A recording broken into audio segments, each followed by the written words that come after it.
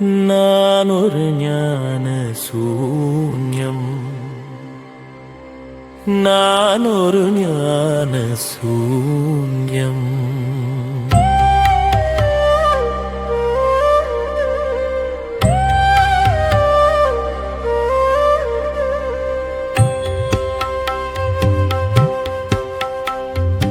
உறவுகள், நண்பர்கள், சார்புகள் எல்லாம் எதுவென எதுவரை எதற்கென என்றே அறியா வண்ணம் உழன்று உழன்று ஆற்றில் கரைத்த புலியாய் கரைந்து சேற்றில் விழுந்த மணியாய் புதைந்து சாகும் வரையில் எதையோ நம்பி புலம்பி புலம்பி புதையல் இழந்த நான் ஒரு ஞான சூன்யம்தான், நான் ஒரு ஞான சூன்யம்தான்.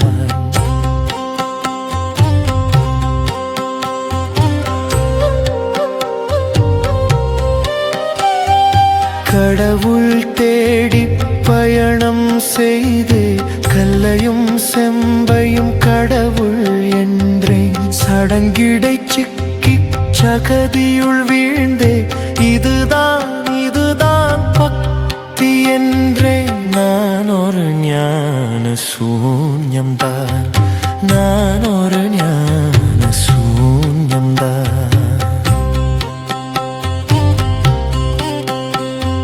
மூச்சினை பற்றி பேச்சினை விட்டு ஆராதாரம் கடவுள் என்றேன். உருவமத்தியுள் இறைவன் தேடி இதுதான் இதுதான் யோகம் என்றேன். நான் ஒரு ஞான சூன்யம்தான், நான் ஒரு ஞான சூன்யம்தான்.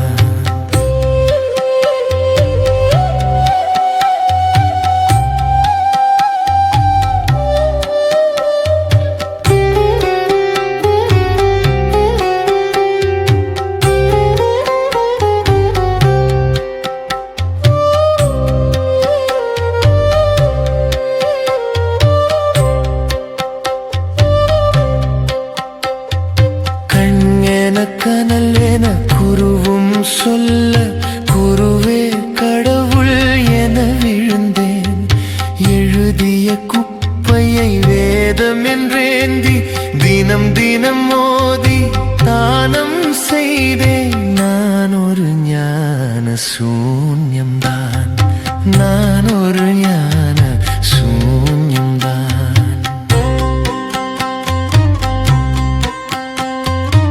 இதுதான் ஞானம் இதுதான் என்றே ஜீவ சமாதியில் வீழ்ந்திருந்தேன்.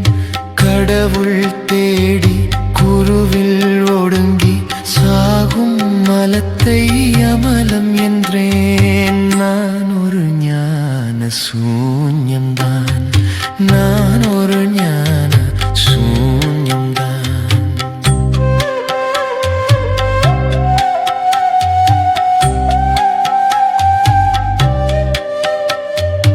எல்லாம் ஒடுக்கம் மாணவம் என்றே உணர மறந்து உரமிழந்தேன். நிகழ்காலத்தை சொல்லா மூட சபையில் தலைவன் என்றெழுந்தேன்.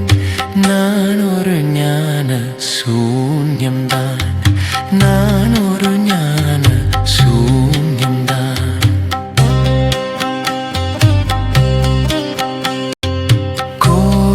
சபைகள் மடமென சமைத்து சங்கம் வைத்தே பங்கம் கொண்டேன். ஓங்குதல் உணரா பிறவியை சுமந்து நானே கடவுள் கடவுள் என்றேன். நான் ஒரு ஞான சூன்யம்தான், நான் ஒரு ஞான சூன்யம்தான்.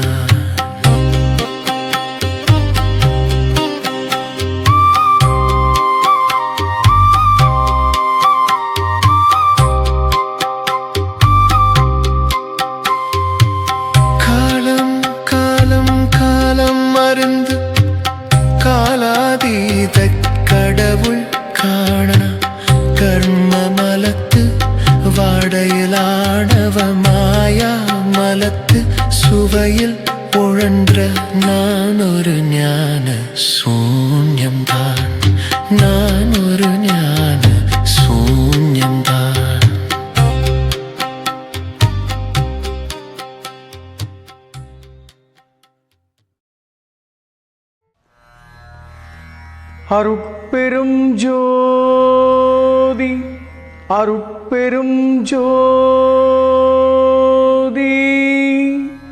தனிப்பெரும் கருணை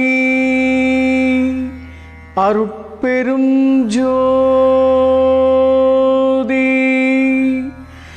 எல்லாம் செயல் கூடும் என்னானை அம்பலத்தே எல்லாம் வல்லான் தனையே ஏத்து இன்று வருமோ நாளைக்கே வருமோ மற்றென்று வருமோ அறியேன் என் கோவே துன்றுமலவெம்மாயையற்று வெளிக்குள் வெளிகிடந்து சும்மாயிருக்கும் சுகம்.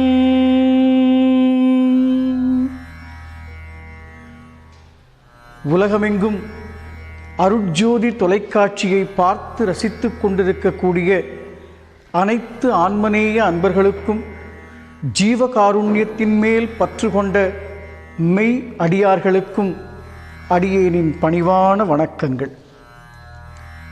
இன்றைய தினம் பிறவி பயன் என்ற தலைப்பில் சில நுட்பமான ஞான ரகசியங்களை வள்ளல் பெருமானின் பெரும் கருணை தயவோடு அறிந்து கொள்ளப் போகின்றோம். பிறப்பு. எங்கிருந்து பிறந்தோம்? ஏன் பிறந்தோம்? எதற்காக இந்த நாடகம்? வந்தோம், வாழ்ந்தோம், இருந்தோம் என்பதல்ல வாழ்க்கை. பிறந்து விட்டோம், பயனோடு வாழ வேண்டாமா? பிறப்பெடுத்த காரணத்தை உணர வேண்டாமா? இந்த இரகசியங்களையெல்லாம் எப்படி நாம் தெரிந்து கொள்ளப் போகின்றோம்? முதலில் இந்த பிறப்பிற்கான காரணம் என்ன, பிறப்பிற்கான காரணம் என்ன என்ற கேள்வியை யாரிடம் சென்று கேட்பது? எத்தனை நூல்கள், எத்தனை வேத மந்திரங்கள், எத்தனை அவுளியாக்கள், எத்தனை பேர் வகுத்து வைத்த அந்த நுட்பங்களையெல்லாம் தேடி தேடி தேடி தேடி படித்தபோது பிறப்பிற்கான காரணம் கர்மா என்று எடுத்து வைத்தார்கள். அது என்ன கர்மா? கர்மா என்றால் என்ன? பிறப்பிற்கான காரணம் கர்மா என்று சொன்னால் மட்டும் போதுமா? அந்த கர்மாவினுடைய விளக்கங்கள் நமக்கு புரிந்து கொள்ள வேண்டாமா? கர்மா என்பது 3 வகையாக பிரித்து வகுத்து வைக்கப்பட்டுள்ளது. இதனை சஞ்சித கர்மம், பிராரப்த கர்மம், ஆகாமிய கர்மம் என்ற 3 நிலைக்களங்களில் இந்த கர்மா செயல்படுகிறது. அதாவது முன்வினை, பின்வினை, மூண்ட வினை. சஞ்சித கர்மம், ஆகாமிய கர்மம், பிராரப்த கர்மம் என்ற 3 நிலைக்களங்களில் இந்த கர்மம் செயல்பட்டு கொண்டிருக்கிறது. சரி, இந்த 3 வினைகளோடு மேலும் 2 வினைகள் கூடி அதனை நல்வினை என்றும் தீவினை என்றும் 2 கூறுகளாக்கி மொத்தம் 5 கர்ம பகுதிகளோடு இந்த பிறப்பு தீர்மானிக்கப்பட்டிருக்கிறது. கர்மா கர்மா எல்லாவற்றிற்கும் கர்மாதான் காரணம் என்றால் இந்த கர்மாவை அனுபவிப்பதா, இல்லை இந்த கர்மாவை அழித்து இந்த கர்மாவில் என்ற தலைகளிலிருந்து மீண்டு வருவதா என்ற கேள்வி நமக்கு வருகின்றதல்லவா? சரி, இந்த கர்மாவை அழிக்க முடியாது என்ற ஒரு ஞான உண்மையை முதலில் தெரிந்து கொண்டு அதற்கான ஒரு கதையை கேளுங்கள். இது ரொம்ப ஒரு அற்புதமான கர்மாவினுடைய கதை. ஒரு அழகான ஸ்வர்கலோகம் என்று வைத்துக் கொள்ளுங்கள். அந்த சொர்க்கலோகத்திலே பகவான் மகாவிஷ்ணுவும் மகாலட்சுமியும் ஆனந்தமான சயன கோலத்திலே படுத்திருக்கிறார்கள். அந்த நேரத்திலே நாரத மகரிஷி அவர்களை தரிசிப்பதற்காக அந்த சொர்க்கபுரிக்கு வருகை தந்திருக்கிறார். அந்த சொர்க்கபுரிக்கு வருகை தந்தபோது அந்த அருகிலே ஒரு அழகான ஒரு சின்ன குருவி, அந்த குருவி அந்த சொர்க்கத்தினுடைய அந்த திண்ணையில் அமர்ந்து ஒரு ஆனந்தமாக அந்த நெற்கதிர்களை உண்டு கொண்டிருக்கிறது. அந்த நாரத மகரிஷி அந்த பக்கம் வந்து அந்த குருவியை பார்த்துவிட்டு, சொர்க்கத்தில் இந்த குருவிக்கு இடம் இருக்கிறதே என்று சந்தோஷப்பட்டு பகவானை தரிசிப்பதற்காக அந்த வைகுண்டத்துக்கு சென்று விட்டார். ஒரு 10 நிமிடங்கள் கழித்து யமதர்மராஜன் என்று சொல்லக்கூடிய அந்த நீதிமான் அந்த வைகுண்டம் என்று சொல்லக்கூடிய அந்த சொர்க்கபதிக்கு பகவானை தரிசனம் செய்வதற்காக வருகிறார். வந்தபோது அந்த குருவியை அவர் பார்க்கிறார். பார்த்தவுடன் அவருக்கு ஒன்று தோன்றுகிறது, அடடா, சரி, பார்த்துவிட்டு அவர் வைகுண்டத்திற்கு பெருமாளை தரிசிக்க சென்று விட்டார். ஒரு சிந்தனை அவருக்கு வந்தது, அவர் தரிசிக்க சென்று விட்டார். 2 பேரும், அதாவது நாரத மகரிஷியும் யமதர்மராஜனும் பெருமாளை தரிசனம் செய்துவிட்டு மகாலட்சுமி தாயாரோடு அந்த நித்திய ஸ்வரூபமாக இருக்கக்கூடிய அந்த மகாலட்சுமியையும் மகாவிஷ்ணுவையும் தரிசனம் செய்துவிட்டு சொர்க்கத்திலிருந்து அந்த வைகுண்ட இடத்திலிருந்து வெளியே வருகிறார்கள். வெளியே வருகின்ற போது 2 பேரும், அதாவது நாரத மகர்ஷியும் யமதர்மராஜனும் சந்தித்து கொண்டு பேசிக்கொள்கிறார்கள். அந்த குருவி பாருங்கள் எவ்வளவு அழகாக இருக்கிறது என்று நாரத மகரிஷி சொல்கிறார். அப்பொழுது யமதர்மராஜன் ஒரு செய்தியை சொல்கிறார். இந்த குருவி இன்னும் சற்று நேரத்திலே மரணமடைய போகிறது. ஆனால் இங்கே பகவானுடைய சந்நிதியில் இருக்கிறதே, இது எப்படி தன்னுடைய கர்மாவை முடிக்கப் போகிறது என்று எனக்கு தெரியவில்லை என்று நாரத மகரிஷியிடம் யமதர்மராஜன் கூறினார். அப்பொழுது நாரத மகரிஷிக்கு ஒரு யோசனை வந்தது. உன்னுடைய கண் பட்டதால் தான் அதுக்கு மரண வாதனை வந்துவிட்டது போல, நான் அதனை ஜாக்கிரதையாக பத்திரமாக ஒரு இடத்தில் வைக்கிறேன் என்று சொல்லி அந்த குருவியை ஒரு அழகான கூண்டிலே அடைத்து ஒரு 200 மைல் 300 மைல் தள்ளி ஒரு மலை குகையில் கொண்டு போய் வைத்து பாதுகாப்பாக அதுக்கு நெற்கதிர்களையும் அரிசியும் போட்டுவிட்டு வைகுண்டத்துக்கு திரும்பி நாரதர் வந்து விட்டார். யமதர்மராஜனுக்கு ஒரே சந்தோஷம், ஆஹா, எவ்வளவு பெரிய நல்ல காரியம் பண்ண நாரதா. 200 மைலுக்கு அப்பால் இருக்கக்கூடிய அந்த குகையில் இருக்கக்கூடிய ஒரு பாம்பினால் கொத்தி அந்த குருவி இறக்க வேண்டும் என்பது அதனுடைய கர்மா, அதனுடைய விதி. இங்கே இருக்கிறதே, எப்படி அது அங்கே போகப் போகிறது என்று நினைத்து கொண்டிருந்தேன், அந்த காரியத்தை நீ செய்துவிட்டாய் என்று யமதர்மராஜன் சொல்வதாக அந்த கதை முடியும். இதன் மூலம் நாம் தெரிந்து கொள்ள வேண்டிய செய்தி என்னவென்றால், விதி என்பதும் கர்மா என்பதும் அந்தந்த நேரத்தில் அந்தந்த வேலைகளை செய்து கொண்டே இருக்கிறது. அப்படி என்றால் இந்த விதியையும் கர்மாவையும் அழிக்கவே முடியாதா? அந்த குருவி இறந்தது போல் நாமும் மடிந்துதான் போக வேண்டுமா என்ற கேள்வி நமக்கு வருகிறது. அப்படி என்றால் எதற்காக இத்தனை மகான்கள், எதற்காக இத்தனை ஞானம், எதற்காக இத்தனை நூல்கள், இத்தனை வேதங்கள், பாடங்கள்? இயல்புதானே. அங்கே ஒரு அற்புதமான சூக்ஷமத்தை இங்கே இந்த இடத்திலே கவனிக்க வேண்டும். அந்த சூக்ஷமத்திற்கு முன்னாடி அந்த கர்மாவிற்கான காரணத்தை தெரிந்து கொண்டால் அந்த கர்மாவினுடைய காரணத்தை எப்படி அறிந்து கொள்வது என்பதை பற்றி ஒரு சின்ன கதை வாயிலாக மீண்டும் மீண்டும் நான் உங்களுக்கு அதை தொடர்ந்து கொண்டே போகிறேன்.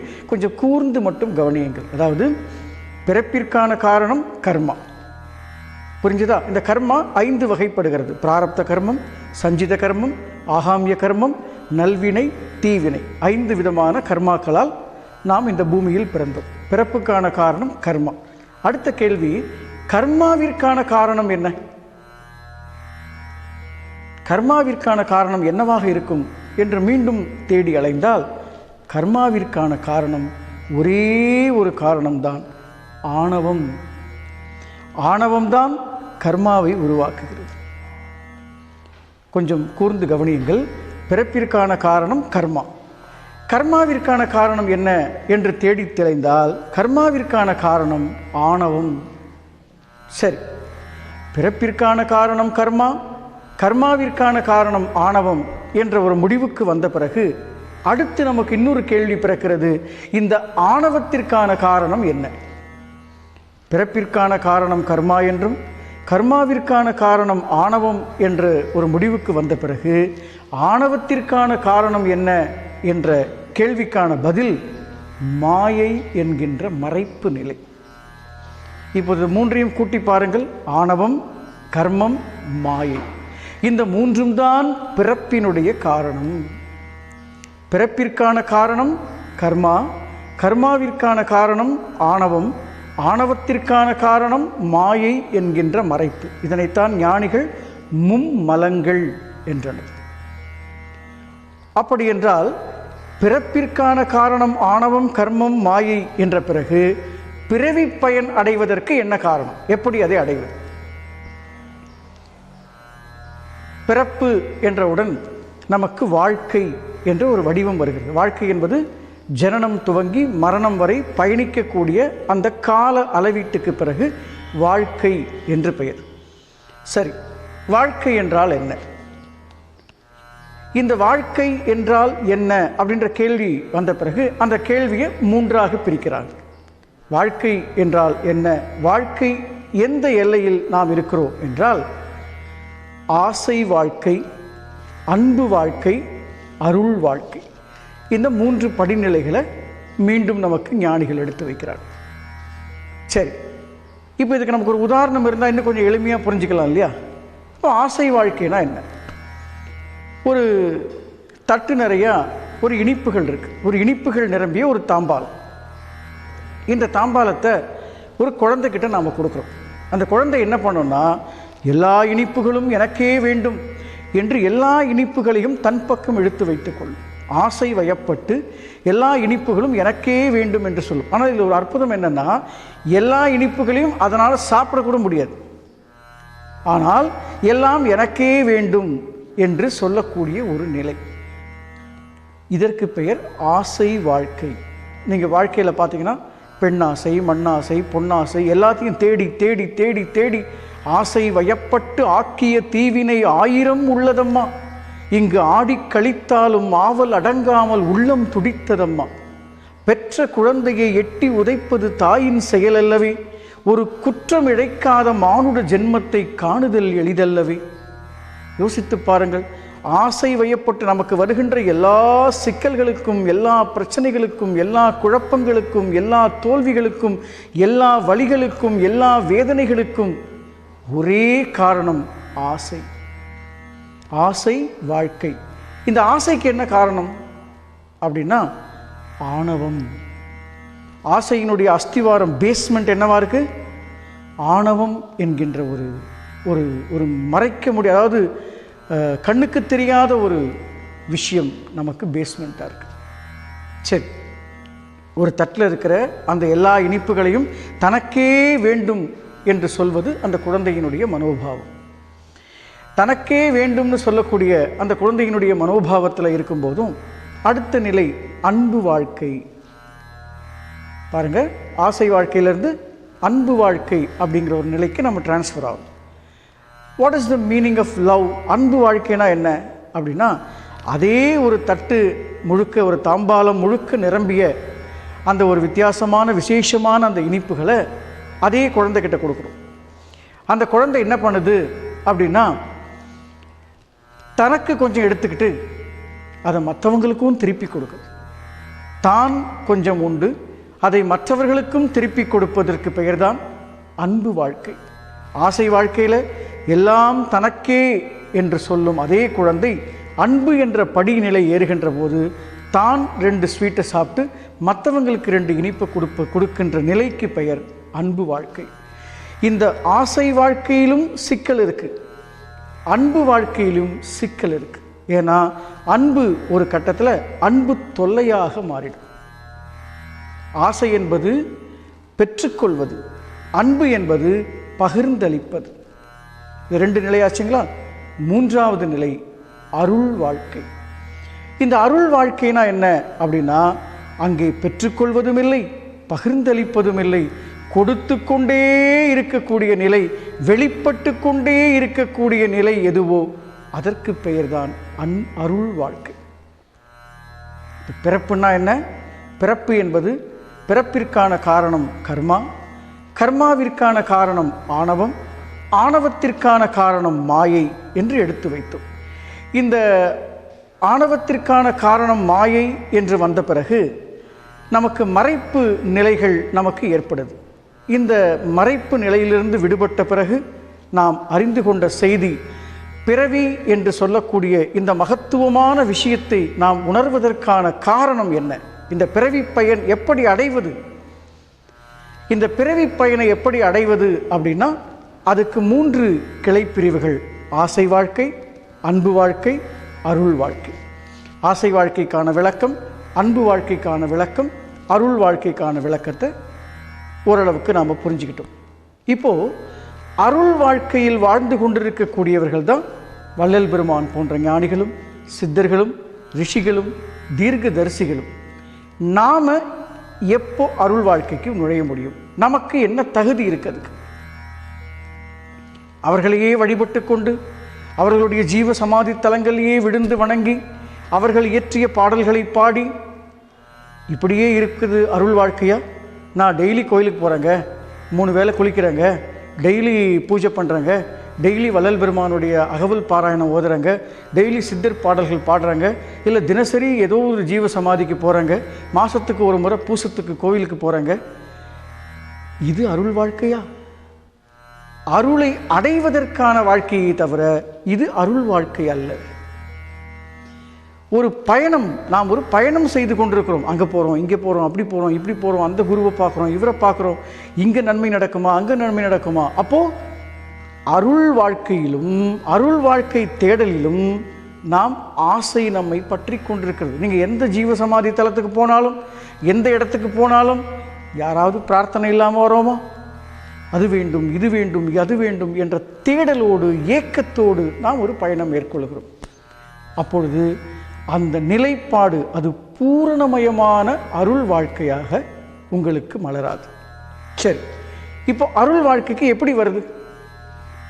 என்ன சாமி நீங்கள் கோயிலுக்கு போகிறது, இல்லை ஜீவ சமாதிக்கு போகிறது, இல்லை வள்ளல் பெருமானுடைய பாடல்களை பாடுறது, சித்தர்கள் பாடல்களை பாடுறது, தேவாரம் பாடுறது, திருவாசகம் பாடுறதெல்லாம் அருள் வாழ்க்கை ஆகாதுன்னா அப்போ பூரணமான அருள் வாழ்க்கை எது? இந்த கேள்வி நமக்கு வரணுமா வேணாமா? அப்போ பூரணமான அருள் வாழ்க்கை எது அப்படின்ற கேள்வி நமக்குள்ள எந்த உயிர் துளிக்குள்ளே எழும்புதோ அப்போ நமக்கு ஒரு எண்ணம் ஏற்படும். எது பூரணமான அருள் வாழ்க்கை? இந்த 3 நிலைப்பாடுகளை கூர்ந்து கவனிங்க. ஆசை வாழ்க்கை, அன்பு வாழ்க்கை, அருள் வாழ்க்கை. இந்த 3 நிலைப்பாடுகளை கூர்ந்து கவனிச்சிங்கன்னா ஆசை வாழ்க்கையில் தனக்கென்று சேர்த்து கொள்வது, அன்பு வாழ்க்கையில் தானும் கொஞ்சம் வச்சுக்கிட்டு பிறருக்கும் கொடுப்பது, அருள் வாழ்க்கை கொடுத்து கொண்டே இருப்பது. எதை கொடுக்க போகிறோம்? நம்ம காசு கொடுக்க போகிறோமா, பணம் கொடுக்க போகிறோமா, இல்லை பேசி பேசி தத்துவங்களையும் குப்பைகளையும் கருத்து போதைகளையும் உண்டாக்க போகிறோமா? எதை கொடுத்து கொண்டே இருப்பது? அப்போது கொடுத்து கொண்டே இருக்கக்கூடிய, வெளிப்பட்டு கொண்டே இருக்கக்கூடிய ஒன்றை உணர்ந்து கொண்டால் அதுதான் அருள் வாழ்க்கை. உங்களுக்கு இந்த ஃபார்முலா புரியுதுங்களா? இந்த டிராவல் புரியுதா?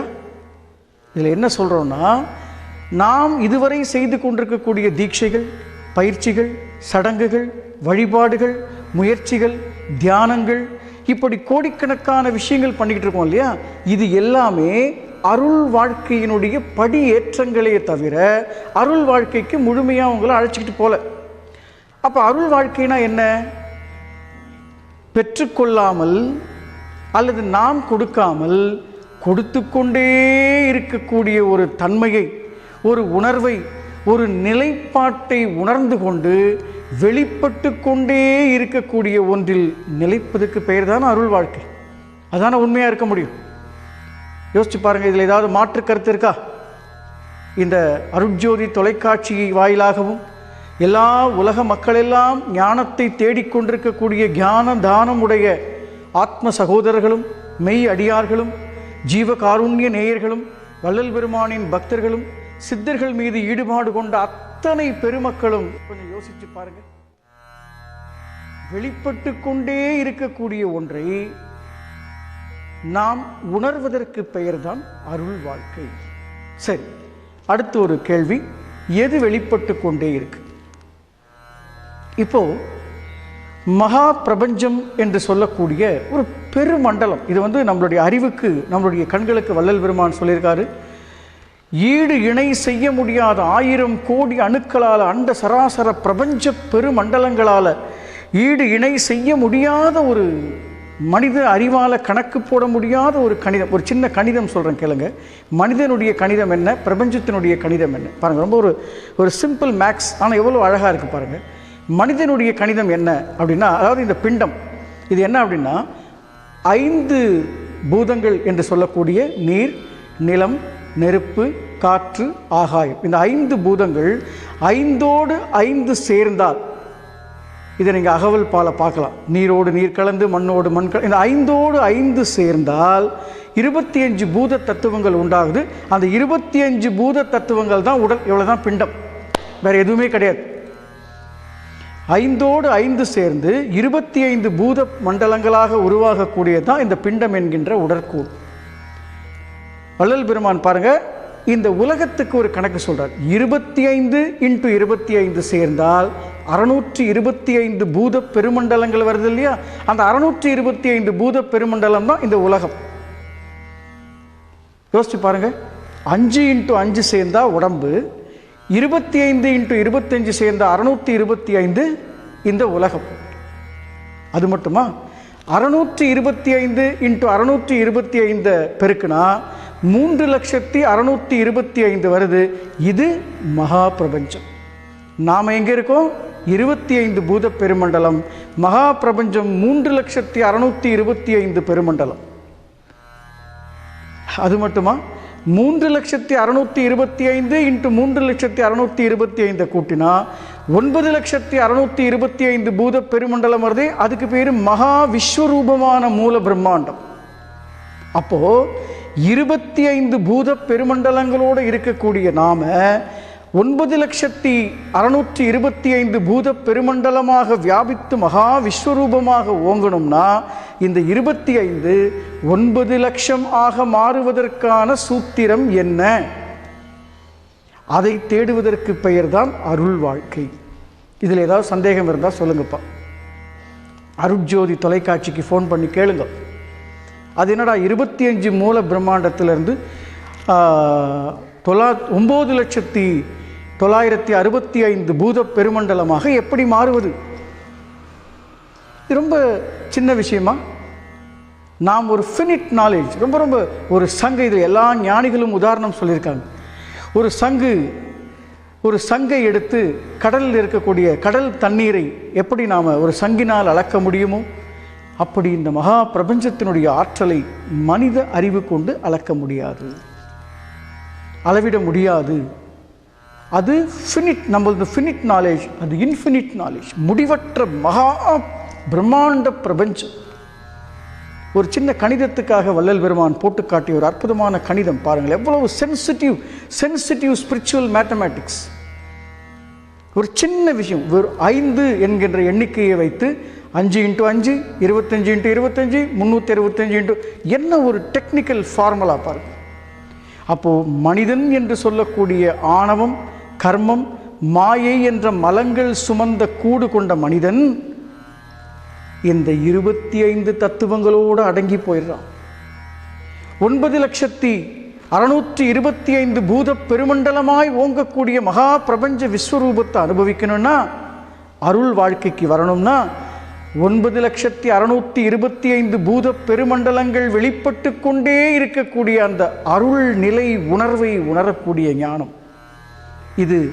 இதுவரைக்கும் நாம் பெற்ற தீட்சையில் கிடைச்சிதா? எத்தனை தீட்சை முறைகள்! ஒரு தீட்சை பற்றி ஒரு சின்ன தகவல் இந்த இடத்துல பதிவு பண்ண விரும்புகிறேன். ஏன்னா அருள் வாழ்க்கைக்கு போகணும் அப்படின்னு நினைக்கக்கூடிய அத்தனை மெய் அடியார்களும் தீட்சை என்கின்ற ஒன்றை வாங்கணும்னு நினைக்கிறாங்க. இந்த தீட்சை எத்தனை வகைப்படும்? என்னென்ன, what is the meaning of தீட்சை? தீட்சை என்பது ஒரு சான்ஸ்கிரிட் வேர்டு. அதனுடைய தமிழ் ஆக்கம் என்ன? இப்போ தீட்சைனா என்னன்னு தெரியாமலே போய் வாங்குறதா? இப்போ நயன தீட்சை அப்படின்னு ஒன்று சொல்கிறாங்க. நயன தீட்சைன்னா அதுக்கு ஒரு உதாரணம் பாருங்கள். ஒரு மீன் இருக்குது. நயனம்னா மீன் கண்கள், மீன் போன்ற கண்கள். நாம் என்ன பண்ணுறோம் அப்படின்னா, இந்த மீன் என்ன பண்ணோம்னா கடலுக்குள்ளே இருக்கும், தன்னுடைய கண்களாலே தன்னுடைய குட்டியை பார்த்து குஞ்சு பொரிக்கும்.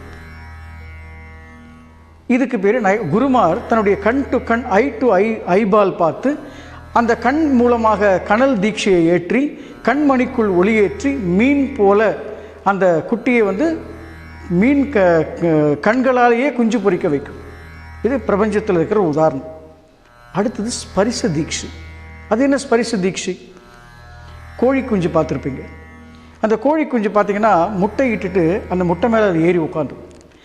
அதனுடைய சூடு, அதனுடைய வெப்பம் அந்த முட்டை மேலே பட்டு அது குஞ்சு பொரிக்கும். ஸ்பரிச தீட்சை, குருவினுடைய தீண்டுதல், அரவணைத்தல், ஆசீர்வதித்தல், பதிப்பித்தல், இது குருவினுடைய கருணை. அடுத்து இன்னொரு தீட்சை இருக்குது, மானச தீட்சை. அது என்ன மானச தீட்சை? அதுக்கு பிரபஞ்சத்தில் என்ன உதாரணம் இருக்குது? நீங்கள் ஆமை பார்த்துருக்கலாம். இந்த ஆமை எப்படின்னா முட்டை இட்டுட்டு கடலுக்குள்ளே போய் இருக்கும். கடலுக்குள்ளே இருந்து அந்த தான் இட்ட முட்டையை நினைக்கும், நினைத்தலின் மூலமாகவே குஞ்சு பொரிக்கும். இதுக்கு பேர் மானச தீட்சை. நயன தீட்சை, மானச தீட்சை, ஸ்பரிச தீட்சை இப்படின்னு 3ஓடு நிறுத்தியிருக்காங்களா? இந்த நயன தீட்சையில் இன்னும் கொஞ்சம் பிரிவுகள் இருக்குது. சக்கர தீட்சை, சூரிய சந்திர தீட்சை, கனல் தீட்சை. கனல் தீட்சையை 3ஆக பிரிக்கிறாங்க. என்ன? களிம்பு அணுகாத கனல், களிம்போடு உள்ள கனல், களிம்பு நீங்கிய கனல், இப்படி அதை 3ஆக பிரிக்கிறாங்க. இப்படி நயன தீட்சையிலேயே ஒரு 96 வகையான பிரிவுகளை கொடுக்குறாங்க. சரி, அது மட்டும் விட்டோமா? வாசி யோகம். இந்த வாசி தீட்சையில் என்ன பண்ணுறாங்க?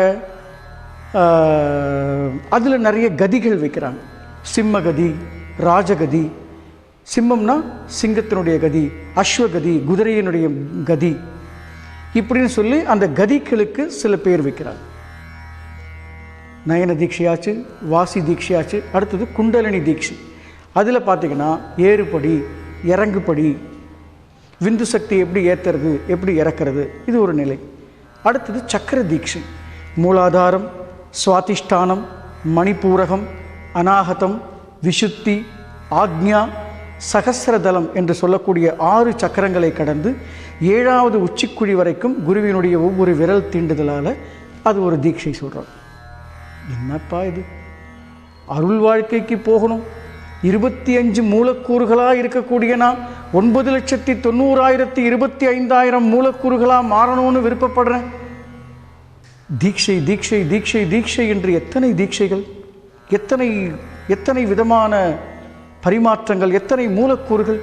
இந்த ஒவ்வொரு தீட்சையை சொல்லிக் கொடுக்கக்கூடிய ஒவ்வொரு பள்ளிக்கூடங்களும் ஒவ்வொரு சங்கங்களும் தனக்கு ஒரு 100 மாணவர்கள், ஒவ்வொருத்தரும் 1000 பேர்களை சேர்த்து வைத்து கொண்டு இதுதான் சிறந்தது, இதுதான் உலகத்திலேயே உயர்ந்தது, உன் கர்மத்தை தீர்க்கக்கூடியது, இதுதான் முழுமை, இதுதான் சத்தியம், இதுதான் முடிந்த முடிவு என்று ஆணித்தரமாக சொல்லி தன்னையும் தான் சார்ந்தவர்களையும் ஒடுக்கி இது மட்டுமே சரி என்று சொல்லி சொல்லி சொல்லி சொல்லி சொல்லவும் வைத்து அந்த 25 முடங்கி செத்துப்போவதா பிறவி பயன்? வள்ளல் பெருமானைப் போல் ஒளி உடல் பெற்ற மகா ஞானியாக அருள் நிலை பெறுவதற்கு இந்த உலகத்தில் இதுவரை எந்த தீட்சை முறை நமக்கு பயன்பட்டிருக்கிறது? நான் யாரையும் குறை சொல்லவில்லை, அதெல்லாம் ஒரு படிநிலை, அது ஒரு தூண்டுதல். தூண்டுதல் என்ற எல்லையிலிருந்து பெரும் தூண்டுதல் என்ற அந்த மகா பிரபஞ்ச எல்லைக்கு அழைத்துச் செல்பவர்தான் வள்ளல் பெருமான் என்ற மகா ஞானி. ஒளி உடல் பெற்ற ஒரே உத்தமர், பிரம்ம தேகமாக தன் தேகத்தையே ஒளி உடலாக, உடல் மனம் உயிர் 3ம் ஏக பரம்பொருளாகி மகா ஐஸ்வர்ய ஜோதியாக மாறிய அந்த அருட்பெரும் ஜோதி ஆண்டவராக விளங்கக்கூடிய ஒரு மகத்துவத்தை இந்த உலகத்துக்கு விதைத்து கொண்டிருப்பவர், விதைத்து கொண்டே இருப்பவர். அப்படி என்றால் அந்த அருள் ஏற்றத்திற்கு செல்வதற்கான பாதை என்னையா? பேசிக்கிட்டே இருக்கே, சொல்லியா அப்படின்னு கேட்குறது என் காதில் விழுவுது. என்ன அது? ரொம்ப ரொம்ப சிம்பிள், ரொம்ப ரொம்ப சாதாரண சூத்திரம், ரொம்ப எளிமையான விஷயம். ரொம்ப பாருங்கள், ரொம்ப யோசிங்க, ரொம்ப யோசிக்காதீங்க, ரொம்ப டென்ஷன் ஆகாதீங்க. அதை படிக்கிறேன், இதை படிக்கிறேன், அப்படி எனக்கு அத்தனை வேதங்கள், எல்லா வேதங்களையும் படித்து வச்சுக்கிட்டு வேதியர், எல்லா நூல்களையும் கற்று வைத்து கொண்டு பேரறிவாளன், எதுவுமே வேணாம். To be relax. ஒரே ஒரு நம்ம தெரிஞ்சுக்க வேண்டிய ஒரே ஒரு விஷயம், ரொம்ப சிம்பிள். 25 மூலக்கூறுகளாக இருக்கக்கூடிய நான் 9,25,000 மூலக்கூறுகளாக மாறுவது எப்படி? இவ்வளவுதான் கேள்வி. வேற ஏதாவது இருக்கா? ஆன்மீகம் என்ற ராஜபாதையில் ஒரே கேள்வி. ஒடுங்கி இருக்கக்கூடிய நான் ஓங்குவதற்கான வழி என்ன? அதை யார் சொல்ல போறீங்க? மனிதர்களுக்கு வழங்கும் தீட்சை மீண்டும் மீண்டும் ஒடுக்கத்திற்கு அழைத்து செல்லும் தீட்சையை தவிர ஓங்குதலுக்கான ஞான ரகசியம் இல்லை. நம்ம முதல்ல ஆரம்பிக்கும் போது ஒரு அற்புதமான விளக்கத்தோடு ஆரம்பித்தோம். தீட்சை என்றால் என்ன? நான் தீட்சையினுடைய விளக்கங்களை சொன்னேனே தவிர தீட்சைனா என்னன்னு சொல்லலை. தீட்சைனா அதுக்கு சரியான தமிழ் அர்த்தம் பார்த்தீங்கன்னா உபதேசம். ஒரு அழகான தமிழ் பாருங்கள், உபதேசம். இந்த உபதேசம்னா என்ன? What is the meaning of உபதேசம்? தமிழினுடைய மிக சிறப்பு என்னன்னா, அந்த வார்த்தைக்குள்ளேயே அந்த செயல் இருக்கும். அதுதான் தமிழினுடைய மிக சிறப்பு. உதாரணத்துக்கு ஒரு 4-5 வார்த்தை சொல்கிறேன். இப்போ பாருங்கள், சரணாகதி அப்படின்றோம். என்னடா சரணாகதினா என்ன? நம்ம பக்தி ஒவ்வொருத்தரும் ஒருத்தர் போய் சரண் அடைகிறதா, ஒவ்வொருத்தர் காலில் விழுவுறதா? எவ்வளோ ஒரு அழகான, எவ்வளோ ஒரு சூப்பர், ஒரு எக்ஸ்ட்ராடினரியான தமிழ் ரகசியத்தை அதில் சொல்லப்பட்டிருக்கு. சரணாகதி என்றால் என்ன? ஒரு அழகான, ஒரு மிக நுட்பமான சூத்திரம். கதி பெறுவதற்கு அந்த வார்த்தை எப்படி திருப்பி போட்டு பாருங்க. சரண் பிளஸ் ஆ பிளஸ் கதி. கதி பெறுவதற்கு ஆ என்கின்ற உயிரை சரணடைவாய். அதை பாருங்க, தமிழ் அறிஞர்கள் நல்லா யோசிச்சு பாருங்க ஐயா. அதில் வேறு ஏதாவது பொருள் இருக்கா? சரணாகதி அப்படின்னா ரொம்ப சிம்பிள், ரொம்ப அழகாக உடைச்சி பாருங்கள். அது அழகாக தமிழ் பிரித்து பாருங்கள். நம்ம சின்ன வயசில் 1ஆம் கிளாஸ் 2ஆம் கிளாஸ் படிக்கும் போதும் அருஞ்சொற்பொருள் பிரித்து எழுதுங்கன்னு. சரணாகதியை பிரித்து பாருங்கள். சரண் ப்ளஸ் ஆ ப்ளஸ் கதி. வேறு ஏதாவது இருக்கா? இல்லை, இருக்குங்களா? அப்போது சரண் எதை அடையணும்? ஆனா உயிர், ஆத்மா, உயிர். கதி பெறுவதற்கு ஆ என்கின்ற உயிரை சரணடைவாய். வேற ஏதாவது பொருள் இருக்குங்களா? அப்போ உபதேசம்னா என்ன? தேசம் அப்படின்னா என்ன? இடம். தேசம்னா இடம். வேற ஏதாவது மீனிங் இருக்கா? தேசம் அப்படின்னா இடம், பிளேஸ், அவ்வளோதான், nothing. One of the place. இப்போ பாரத தேசம் அப்படின்னா ஒரு இடம். தேசம்னா இடம். உபதேசம்னா என்ன? இப்போ உபன்னா what is the meaning of உப? உபன்னா இப்போ உங்கள் ஊரில் ஒரு தலைவர் இருக்கார்.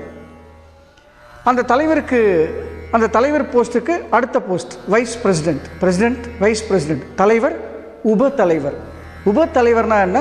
மாற்று தலைவர். தலைவர் இல்லாதப்போ செயல்படுறது மாற்று தலைவர். இது ஒரு பொருள்.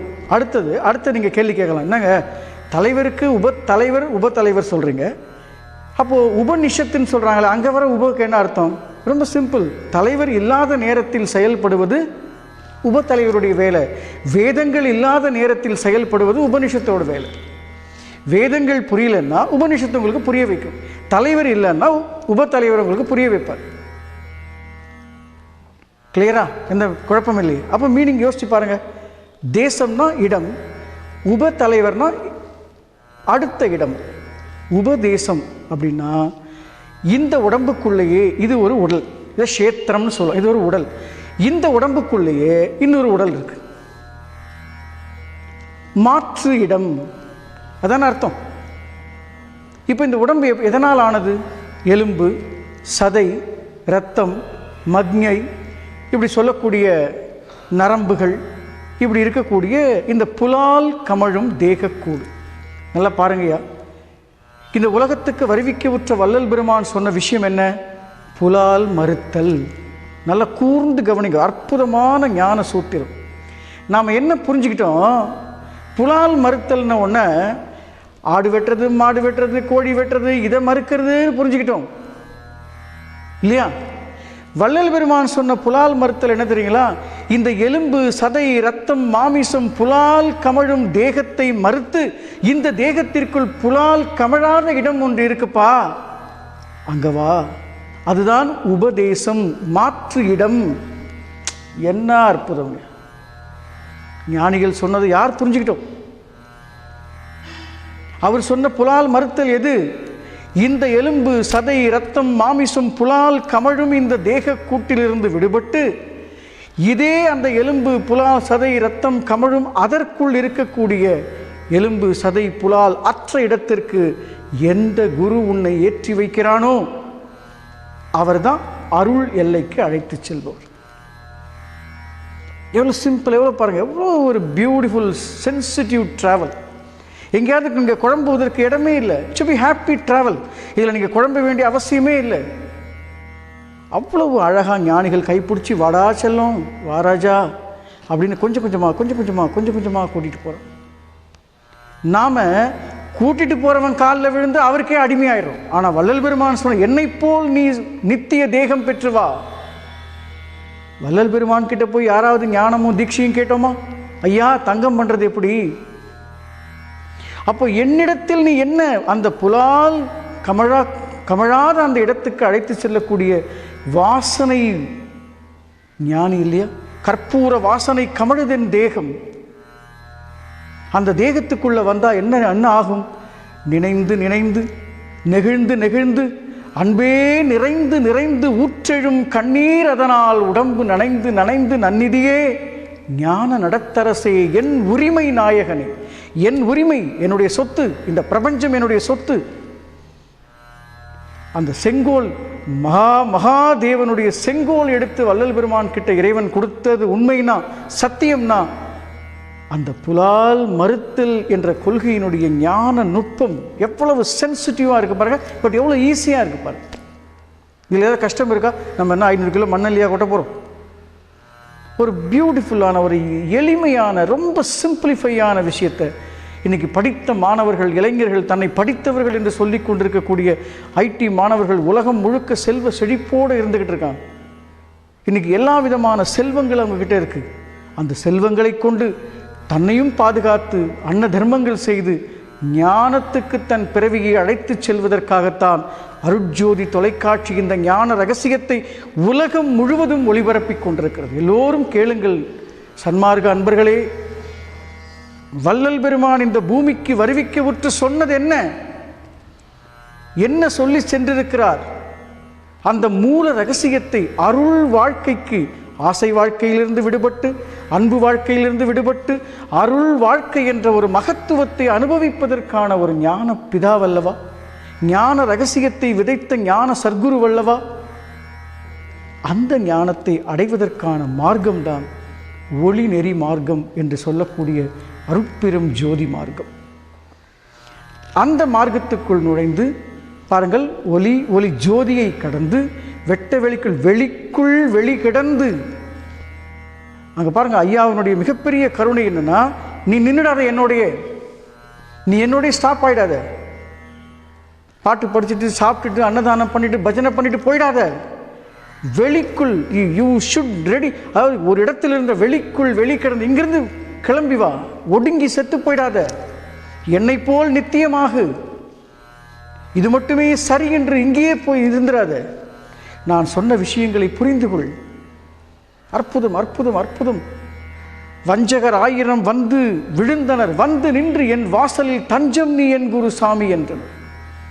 இந்த உலகத்தில் இருக்கக்கூடிய அத்தனை தீமைகளும் சாபங்களும் பாவக்கட்டுகளும் ஒழிந்து எல்லோரும் மகிழ்ச்சியாக இருப்பதற்கான ஒரு வாசல், ஒரு அற்புதம், ஒரு ஆனந்தம். அந்த மகத்துவத்தை வள்ளல் பெருமான் மாத்திரமல்லாமல் உலகத்துக்கு வந்த எல்லா ஞானிகளும் எல்லா ரிஷிகளும் இதையே தான் மீண்டும் மீண்டும் மீண்டும் சொல்லிக் கொண்டிருக்கிறார்கள். பிறப்புக்கான காரணம் கர்மா, கர்மாவிற்கான காரணம் ஆணவம், ஆணவத்திற்கான காரணம் மாயை. இந்த மூன்றும் சேர்ந்ததுக்கு பெயர்தான் மும்மலங்கள். இந்த மும்மலங்கள் தான் பிறப்புக்கான காரணம். பிறவி பயன் என்பது இந்த 3 மலத்திலிருந்து விடுபட்டு ஆசை வாழ்க்கை, அன்பு வாழ்க்கை, அருள் வாழ்க்கை என்ற 3 படிநிலைகளில் ஆசையிலிருந்தும் அன்பிலிருந்தும் விடுபட்டு அருள் எல்லைக்கு வந்து அருள் நிலையை அடைவது. அருள் என்பது ஒரு அருள், இறைவன் அருள் செய்கிறான் என்பது, அருள் என்பது பகவானுடைய சுபாவம். உப்பினுடைய சுபாவம் என்ன? அது கரிப்பது. மிளகாயினுடைய சுபாவம் என்ன? அது காரமாக இருப்பது. அருள் என்பது இறைவனுடைய சுபாவம், அது அவனாகவே இருப்பது. வெளிப்பட்டு கொண்டே இருக்கக்கூடிய ஓர் அற்புதத்தை தான் மகான்கள் இறக்கி வைத்திருக்கிறார். சரி, இது வரைக்கும் வந்துட்டோம்ப்பா. எல்லாம் நீங்கள் சொன்னதெல்லாம் சூப்பராக புரிஞ்சுது. ஆனால் ஒன்று புரியலைங்க. என்னையா புரியல? எப்படி அருள் இவ்வளோ தூரம் பேசுகிறீங்களே, அருள் வாழ்க்கைக்கு வரணும்னு சொல்கிறீங்க. கோயிலுக்கு போகிறது, வள்ளலார்கிட்ட போகிறது, பாட்டு பாடுறது எல்லாமே அருள் வாழ்க்கை இல்லைன்னு சொல்கிறீங்க. ஆனால் நாங்கள் இதெல்லாம் அருள் வாழ்க்கையை நினச்சிக்கிட்டு இருக்கோம். ஆனால் நீங்கள் இதெல்லாம் அருள் வாழ்க்கை இல்லை, அருள் நிலை படியேற்றம் சிறப்புன்னு சொல்கிறீங்க. எப்படி ஏறுறது? இப்படியே பேசி பேசி மற்றவங்க மாதிரி நீங்களும் பேசுகிறதுக்கு தான் வந்தீங்களா அப்படின்னு கேட்டுறாதீங்க. அருள் வாழ்க்கைக்கு போவதற்கு ஒரு அற்புதமான சூத்திரத்தை வள்ளல் பெருமான் சொல்லியிருக்கார். இப்போது எப்படி வாழ்க்கையில் மூன்றாக பிரித்தோம் இல்லையா, அன்பு, ஆசை, அருள். அதே மாதிரி நமக்கு பிரச்சனைகள் வருதுயா வாழ்க்கை. மனுஷனாக பிறந்தா ஏன்னா கர்மாவோடையும் ஆணவத்தோடையும் மாயை என்கின்ற மலத்தோடையும் 3 மலங்கள் சேர்ந்து நாம் பிறந்திருக்கோம். அப்போ பிறந்த நமக்கு பிரச்சனைகள் இருக்கும்ல, இருக்குமா இருக்காதா? ஆணவத்தால் ஒரு பிரச்சனை, கர்மாவால் ஒரு பிரச்சனை, மாயையால் ஒரு பிரச்சனை இருக்கும். எல்லாருக்கும் ஒரு பிரச்சனை இருக்கும். பூமியில் பிறந்த அத்தனை பேருக்கும் ஏதோ ஒரு பிரச்சனை இருக்கும். இல்லை ஒரு வேதனை இருக்கும், இல்லை ஒரு வலி இருக்கும், இல்லை ஒரு ஏக்கம் இருக்கும், ஒரு எதிர்பார்ப்பு இருக்கும், இல்லை ஏதாவது ஒரு பெயின் இருந்துக்கிட்டே இருக்கும் இல்லையா? அதுக்கு என்ன காரணம்? அதுக்கு விடை தெரியணுமா? அப்போ அருள் வாழ்க்கைக்கு போவதற்கான சூத்திரம் தெரிஞ்சுக்கணும்னா அதுக்கு விடை தெரியணுமா வேண்டாமா? சொல்லுங்க ஐயா, தெரியணும் இல்லையா? அது என்ன விடை பாருங்க. ரொம்ப ரொம்ப ஒரு அழகாக, ரொம்ப இதை விட எளிமையாக, இதை விட சிம்பிளாக மகான்களால் சொல்ல முடியாது. அவ்வளோ சிம்பிளாக ரொம்ப ஜாலியாக சொல்லிட்டு போயிருக்காங்க. என்ன சொன்னாங்க தெரியுமா? உனக்கு பிரச்சனை வருது, வலி வருது, வேதனை வருது, துன்பம் வருது, எதிர்பார்ப்பு வருது, ஏக்கம் வருதுன்னு சொல்கிறீங்க, இது எதனாலன்னு யோசிச்சியா அப்படின்னு நம்மள திருப்பி கேட்குறாங்க. நம்மளும் மண்டையை போட்டு யோசித்து பார்க்குறோம், ஒன்றும் தெரில. ஐயா நீங்களே சொல்லுங்கள் ஐயா, உனக்கு பிரச்சனை வருவதற்கும், துன்பம் வருவதற்கும், ஏக்கம் வருவதற்கும், எதிர்பார்ப்பு வருவதற்கும், வலிகள் வேதனைகள் வருவதற்கும் 2 காரணம் தான்டா. எவ்வளோ காரணம்? 2 காரணம். என்ன சாமி 2 காரணத்தினால இவ்வளோ பிரச்சனையா? ஆமாம்ப்பா 2 காரணம் தான். இந்த 2 காரணத்தை நீ புரிஞ்சுக்கிட்டேன்னா உன் வாழ்க்கையில் உனக்கு துன்பமே இல்லை. ஆஹா, அதை சொல்லுங்கள் சாமி. முதல்ல நீ முதல்ல உட்கார், ஒரு விளக்கை ஏற்றி வச்சுட்டு உட்கார். உனக்கு பிரச்சனைக்கு என்ன காரணம்டா யோசிச்சா பாருங்கள், எவ்வளவு சிம்பிளான காரணம். எனக்கே ரொம்ப ஆச்சரியமாக இருக்குது. நம்மளுடைய பிரச்சனைக்கும், வேதனைக்கும், வலிக்கும், துன்பத்துக்கும் என்ன தெரியுமா 2 காரணம்? இறந்த கால பதிவுகள், எதிர்கால கற்பனைகள். இது 2 தாண்டா காரணம். உன்னுடைய பிரச்சனைக்கு என்ன காரணம்னா, இறந்த கால பதிவுகளை, நேத்திக்கு அது நடந்தது, இன்னைக்கு அது முந்தானே, இந்த பதிவுகளை சுமந்து சுமந்து உனக்கு வரக்கூடிய துன்பம், எதிர்காலத்தை நினைத்து உனக்கு வரக்கூடிய துன்பம். உன் பிரச்சனைக்கு எத்தனை காரணம்? உனக்கு 100 பிரச்சனை இருக்கலாம், ஆனால் 100 பிரச்சனைக்கு 2 காரணம் தாண்டா. ஒன்று இறந்த கால பதிவுகள், மற்றொன்று எதிர்கால கற்பனைகள், எதிர்கால எதிர்பார்ப்புகள். அப்போது பிரச்சனையே இல்லாமல் இருக்கணும்னா நாம் எங்கே இருக்கணும்? நிகழ்காலத்தில் இருக்கணும். இதுக்கு பேர் இங்கிலீஷில் ஓம்னி ப்ரெசன்ட். ஓம்னி ப்ரெசன்ட்னா விசேஷ, அதாவது அந்த நிகழ்காலத்திற்குள் நிகழ்காலம். என்ன சாமி இது முடிகிற விஷயமா? நிகழ்காலத்தில் எப்படியா இருக்கிறது நம்முடைய அப்போ உன்னுடைய பிரச்சனையும் உன்னுடைய வலிகளும் துன்பங்களும் எப்படி தீரும்? நீ எப்படி அருள் வாழ்க்கைக்கு போக முடியும்? அருள் வாழ்க்கைக்கு போவதற்கான ஒரு தகுதி என்ன அப்படின்னா, இறந்த கால கற்பனை பதிவுகளும் எதிர்கால கற்பனைகளையும் ஒதுக்கிவிட்டு நிகழ்காலத்தில் நிற்க பழகினால் நீ வள்ளல் பெருமான் மாதிரி மாறலாம். ஆஹா, கேட்க நல்லா இருக்கு, எப்படி சாமி இது வருது? அதுக்கு ஒரு ரூட் அவரே கேட்போமே. ஏன்னா உலக ஞானிகள், ஒளிவுடல் பெற்ற உத்தமர், அவர்கிட்ட கேட்கலாம்ல. என்னப்பா கேட்கலாம் இல்லையா? அவர் என்ன சொல்கிறாரு, நிகழ்காலத்திலேயே இருக்கணும் அப்படின்னா இந்த மனசுக்கு ஒரு எண்ணம் இருக்குது. என்னன்னா, இந்த மனம் ஓடிக்கொண்டே இருக்குல்ல, எங்கே நிற்குதா? எவனாவது தீட்சை வாங்கணும், யாராவது மனசை தொட்டு சொல்லுங்கள், நெஞ்சை தொட்டு சொல்லுங்கள், மனசாட்சியை தொட்டு சொல்லுங்கள், நான் உட்காந்து சூப்பராக தியானம் பண்ணுறேன்னு. யாருமே இல்லை. என்னோடய 22 வருஷ அனுபவத்தில் யாருமே தியானம் பண்ணல. அப்போ இந்த மனதினுடைய வேலை என்ன? ஓடிக்கொண்டே இருக்குது. பாருங்கள் எவ்வளோ ஒரு சிம்பிளாக சொல்கிறேன். ஓடிக்கொண்டே இருக்கக்கூடிய மனசுக்கு வெளிப்பட்டு கொண்டே இருக்கின்ற ஒன்றை அறிமுகப்படுத்துகிறா, மனம் அடங்கி போயிடும், முடிஞ்சு போச்சு மேட்ரு. எவ்வளோ சென்சிட்டிவான மேட்ரு பாருங்கள். நிகழ்காலத்தில் இப்போ நம்முடைய பிரச்சனைகளுக்கு என்ன காரணம்? இறந்த காலம், எதிர்காலம். நிகழ்காலத்திலே இருப்பதற்கு என்ன என்ன நம்மளால் ஏன் நிகழ்காலத்தில் இருக்க முடியல அப்படின்னா, மனம் ஓடிக்கிட்டே இருக்குது. ஓடிக்கிட்டே இருக்கிற மனசுக்கு வெளிப்பட்டு கொண்டே இருக்கின்ற ஒன்றை அறிமுகப்படுத்திட்டா அது வெளிப்பட்டு கொண்டே இருக்கும், இது ஓடிக்கொண்டே இருக்கும், கரெக்டாக மெர்ஜ் ஆகிடும். சரி, இப்போ அடுத்த கேள்வி. நம்ம தான் கேள்விக்கு பிறந்தவங்களாச்சு. வெளிப்பட்டு கொண்டே இருப்பது என்ன? நையாவது வெளிப்பட்டு கொண்டு போய் அடிக்கிட்டே போறீங்களே. வெளிப்பட்டு கொண்டே இருப்பது என்ன அப்படின்னா, அப்படியே இந்த அருட்ஜோதி தொலைக்காட்சி பதிவை கேட்டுட்டு இருக்கீங்கல்ல, அப்படியே ரீவைண்ட் பண்ணி முன்னாடி வாங்க. இந்த பிறப்பு எப்படி உண்டாச்சுன்னு சொன்னார் வள்ளல் பெருமான். 5 × 5 25, 25 × 25 625, 625 × 625 3,625,3,625 × 3,625 9,625 வந்தது இல்லையா? அப்போ 25 இருக்கக்கூடிய நாம், ஓடிக்கொண்டே இருக்கக்கூடிய மனம் படைத்த நாம், வெளிப்பட்டு கொண்டே இருக்கக்கூடிய ஒன்றை மனசுக்கு அறிமுகப்படுத்தணும். இவ்வளவுதான் சாமி மேட்டர், இவ்வளவுதான் தீட்சை.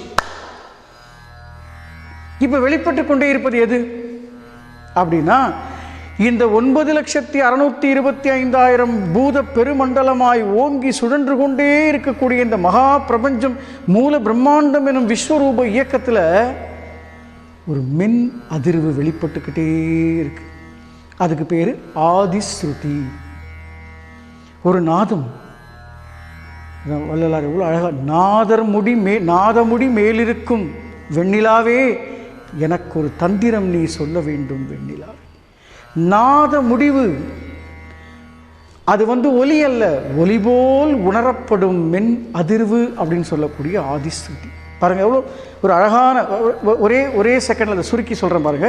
பிறப்புக்கு காரணம் கர்மா, கர்மாவுக்கு காரணம் ஆணவம், ஆணவத்துக்கு காரணம் மாயை ஆச்சுங்களா. இந்த மூன்றையும் சேர்ந்தது தான் இந்த பிறப்பு. பிறப்புக்கு பேர் வாழ்க்கை. வாழ்க்கை மூன்றா இருக்குது: ஆசை வாழ்க்கை, அன்பு வாழ்க்கை, அருள் வாழ்க்கை. ஆசையிலிருந்து விடுபட்ட அன்பு, அன்பிலிருந்து விடுபட்டு அருள். அருள் என்பது, அருள் என்ற எல்லைக்கு வருவதற்கு என்ன பண்ணணும் அப்படின்னா நிகழ்காலத்தில் இருக்கணும். நிகழ்காலத்தில் மனம் இருக்க முடியாமல் ஓடிக்கிட்டே இருக்கிறதுனால, ஓடிக்கொண்டே இருக்கக்கூடிய, வெளிப்பட்டு கொண்டே இருக்கக்கூடிய ஒன்றை மனசுக்கு அறிமுகப்படுத்திட்டா மனம் நிகழ்காலத்துக்கு வந்துடும். மனம் நிகழ்காலத்துக்கு வந்துட்டா நானும் வள்ளலாரும் நீங்களும் இந்த பிரபஞ்சத்தில் இருக்கக்கூடிய அத்தனை பேரும் பிரம்மஸ்வரூபம் தானே. இதை தான் அகம் பிரம்மாஸ்மி, நானே கடவுள், ஐமாத்மா பிரம்மம் என்று வேதங்கள் கூறுகின்றனவே. அதை தானே ஐயா ஞானிகள் சொன்னாங்க. இதில் என்ன குழப்பம், என்ன பிரச்சனைங்க, என்ன புரியல நமக்கு? இதை விட சிம்பிளா வள்ளல் பெருமான் சொல்ல முடியுமா? இதை விட எளிமையா, இதை விட ஒரு சென்சிட்டிவா, இதை விட ஒரு கணிதம், ஒரு மேக்ஸ், ஒரு பியூட்டிஃபுல் எக்ஸ்ட்ராடினரி மேத்தமேட்டிக்கல் ஒரு அழகான ஃபார்முலாவை யோசிச்சு பாருங்க. சன்மார்க்க அன்பர்களே, சிந்தியுங்கள், யோசியுங்கள். அருள் வாழ்க்கைக்கு வருவதற்கான ரகசியத்தை உணருங்கள். வேற ஒண்ணுமே இல்லை. அந்த அருள் வாழ்க்கைக்கு வருவதற்கான அந்த சூப்பரான, எக்ஸ்ட்ராடினரியான, பியூட்டிஃபுல், அதாவது மனிதனுடைய மகத்துவத்தை உணர்வதற்கான, பிறவி பயனை உணர்வதற்கான சூத்திரம்தான் இந்த உலகத்துக்கு வருவிக்க உற்ற அத்தனை ஞானிகளுடையும் திசை நோக்கி வணங்குகின்றோம். நாம் எல்லோரும் அந்த ஒளி உடல், அந்த ஞான ஸ்வரூபத்தை அனுபவிக்க வேண்டும் என்று கேட்டுக்கொண்டு, அருட்ஜோதி தொலைக்காட்சியினுடைய சார்பாக மிக விசேஷமான இந்த அற்புதமான ஞான பதிவுகளையெல்லாம் உலகத்திற்கு வழங்கி கொண்டிருக்கக்கூடிய அருட்ஜோதி தொலைக்காட்சி அன்பர்கள் அனைவருக்கும், சன்மார்க்க நேயர்களுக்கும், ஜீவகாருண்யத்தின் மேல் பற்று கொண்ட அனைத்து மெய் அடியார்களுக்கும் அடியேனுடைய நன்றி கலந்த வணக்கங்களை தெரிவித்துக் கொண்டு, மகா மந்திரம் என்று சொல்லக்கூடிய அருட்பெருஞ்சோதி மகா மந்திரத்தை சொல்லி அருள் வாழ்க்கை என்ற படிநிலை ஏற்றத்திற்கு நாம் எல்லோரும் வர வேண்டும் என்ற வேட்கையோடு இந்த பதிவினை நிறைவு செய்கின்றேன். மிகுந்த கண்ணியத்தோடும், மிகுந்த நேசத்தோடும், மிகுந்த பொறுமையோடும், அருள் படியேற்றம் ஏறியே தீர வேண்டும் என்ற நம்பிக்கையோடும் இந்த அற்புதமான நிகழ்வை கேட்டுக்கொண்டிருக்கிறீர்கள். உங்கள் அனைவருக்கும் வள்ளல் பெருமானின் ஆசிகளும், சர்வ சகல ஞானிகளின் ஆசீர்வாதங்களும், மகா பிரபஞ்சத்தின் ஐஸ்வர்யமான நிலையும், எல்லோரும் இன்புற்றிருப்பதற்கான அந்த மகத்துவம் எல்லோருக்கும் வந்து சேரட்டும் என்று கூறி, அருட்ஜோதி தொலைக்காட்சியின் சார்பாக அனைத்து அன்பர்களுக்கும் நன்றியும் வணக்கத்தையும் தெரிவித்து இந்த நிகழ்ச்சியை நிறைவு செய்கின்றேன். அருட்பெரும் ஜோதி தனிப்பெரும் கருணை, அருட்பெரும் ஜோதி அருட்பெரும் ஜோதி தனிப்பெரும் கருணை அருட்பெரும் ஜோதி எல்லாம் செயல் கூடும் என்னானை அம்பலத்தே எல்லாம் வல்லான் தனையே ஏத்து இன்று வருமோ நாளைக்கே வருமோ அல்லது மற்றென்று வருமோ அறிகேன் என் கோவே துன்றுமல வெம்மாயையற்று வெளிக்குள் வெளிகிடந்து சும்மாயிருக்கும் சுகம். அருட்ஜோதி தொலைக்காட்சி அனைத்து அன்பர்களுக்கும் மீண்டும் ஒரு முறை நன்றி கூறி பணிவான அன்போடு விடைபெறுகின்றேன். சகலமும் சித்தி பெறும். நன்றி, வணக்கம். நான் ஒரு ஞான சூன்யம், நான் ஒரு ஞான சூன்யம்.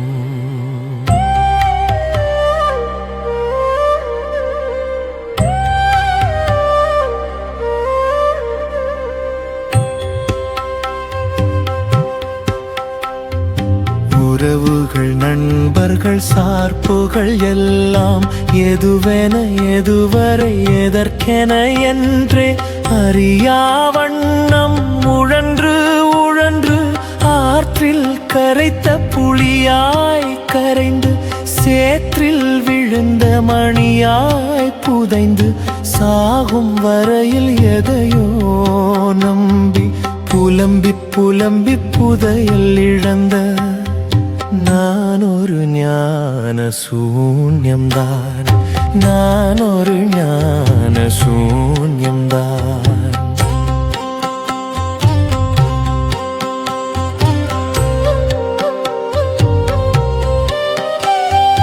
கடவுள் தேடி பயணம் செய்தே கல்லையும் செம்பையும் கடவுள் என்றேன். சடங்கிடை சிக்கி சகதியுள் வீழ்ந்தே இதுதான் இதுதான் பக்தி என்றேன். நான் ஒரு ஞான சூன்யம்தான், நான் ஒரு ஞான சூன்யம்தான்.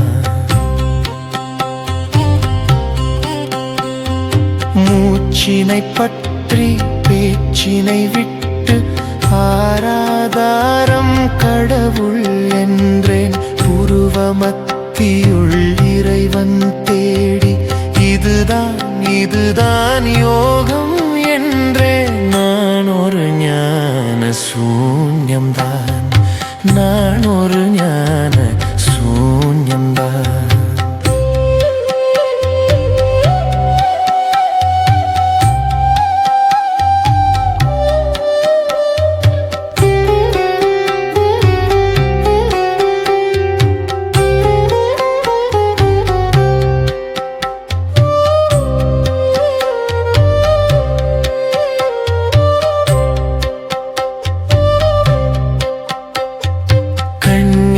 கனல் என குருவும் சொல்ல குருவே கடவுள் என விழுந்தேன்.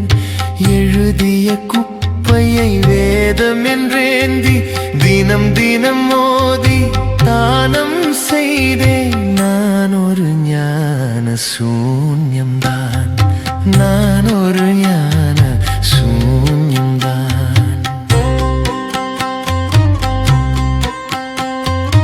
இதுதான் ஞானம் இதுதான் என்றே ஜீவ சமாதியில் வீழ்ந்திருந்தேன்.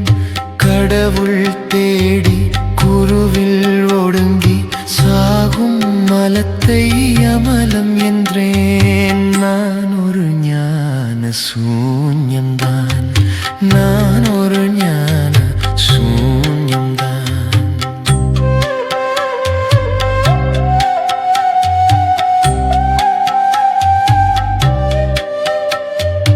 எல்லாம் ஒடுக்கம் மாணவம் என்று உணர மறந்து உரமிழந்தேன். நிகழ்காலத்தை சொல்லா சபையில் தலைவன் என்றெழுந்தேன். நான் ஒரு ஞான சூன்யம்தான், நான் ஒரு ஞான சூன்யம்தான்.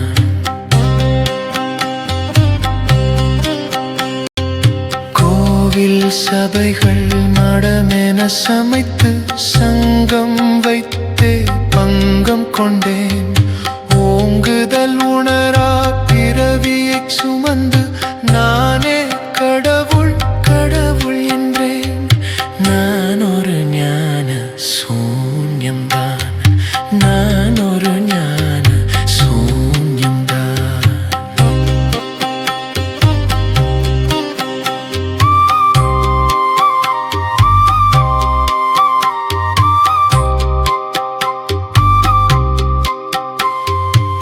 காலம் காலம் காலம் மருந்து காலாதீத கடவுள் காண கர்ம மலத்து வாடையிலானவ மாயா மலத்து சுவையில் உழன்ற நான் ஒரு ஞான சூன்யம்தான், நான் ஒரு ஞான